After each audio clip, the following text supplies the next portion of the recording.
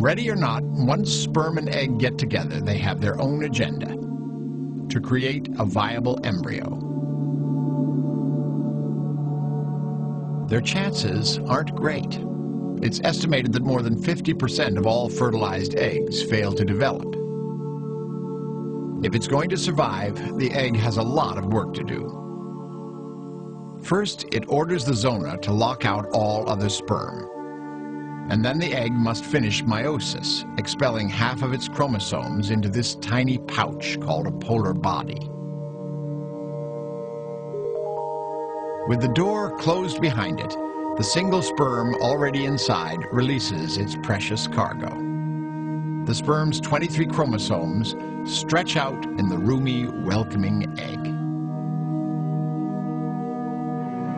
The chromosomes of sperm and egg approach each other, and then the cell divides. Since the moment the sperm entered the egg, 24 hours have passed. All this time, the fertilized egg is moving down the fallopian tube toward the uterus. Every few hours, the cells divide. 4, 8, 16, gradually creating the building blocks needed to construct an embryo. On rare occasions, the tiny cluster of cells splits into two groups and creates two embryos, identical twins. But most of the time, the cells stick together. They must complete just the right number of cell divisions before they arrive in the uterus, about 5 days after fertilization. What started as a large single cell has divided into just over 100 much smaller cells. But they're still trapped within the hard shell of the zona.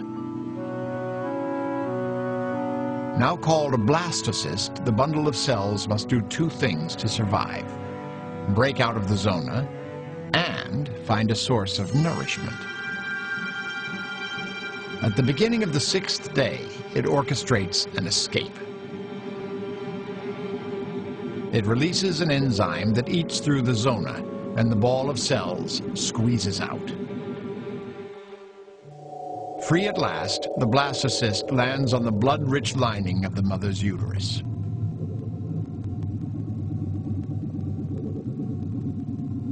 It has just passed one hurdle, but is immediately presented with another. For in fact, it is now in very grave danger. Stripped of its protective coating, the blastocyst could be attacked by the mother's immune system as a foreign invader. White blood cells would swarm in to devour it. In its own self-defense, the ball of cells produces several chemicals that suppress the mother's immune system inside the uterus, in effect convincing the mother to treat it like a welcome guest. Then it is free to get to work. Searching for food and oxygen, cells from the blastocyst reach down and burrow into the surrounding tissue. Eventually, they pull the entire bundle down into the uterine lining. And sooner or later, the mother will notice. Even brushing my teeth would make me, the minty flavor was just like gross and make me feel nauseous. And I would get up and I would try to eat something, and if anything smelled off slightly, then it made me nauseous.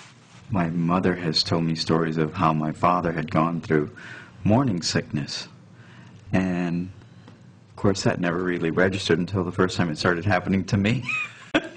He literally he would get really, really nauseous and upset and actually get physically ill sometimes. I mean, there was a couple of times when that, well, more than a couple of times when that actually happened. Not everybody gets morning sickness. Sometimes months can go by before the mother gets any sense of the drama unfolding within her body.